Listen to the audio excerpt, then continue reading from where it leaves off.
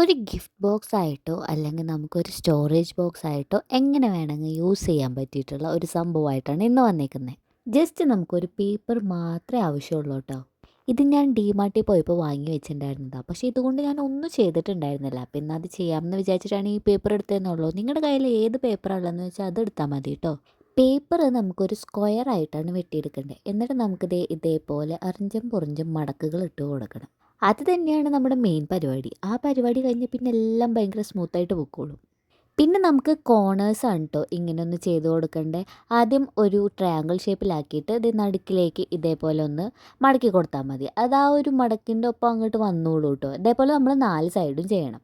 രണ്ടാമത്തെ മടക്ക് കഴിഞ്ഞിട്ട് ഇതേപോലെ ഒരു സംഭവം വരുമല്ലോ. അപ്പോൾ അത് ഈ ട്രയാങ്കിൾസ് മാത്രം നമുക്ക് അവിടെ ഒന്ന് ഒട്ടിച്ചു കൊടുക്കാം.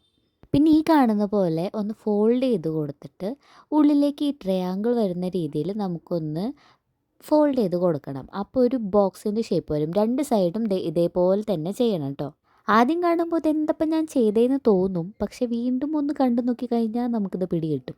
പിന്നെ ഇതേപോലെ ഒരു കോർണർ ഉള്ളിലേക്ക് ഇങ്ങനെ മടക്കി കൊടുത്തു കഴിഞ്ഞിട്ടുണ്ടെങ്കിൽ ഈ ഷേപ്പും കിട്ടും. അപ്പം നമുക്കൊരു ഹാർട്ടിൻ്റെ ഷേപ്പായിട്ട് വരും കേട്ടോ.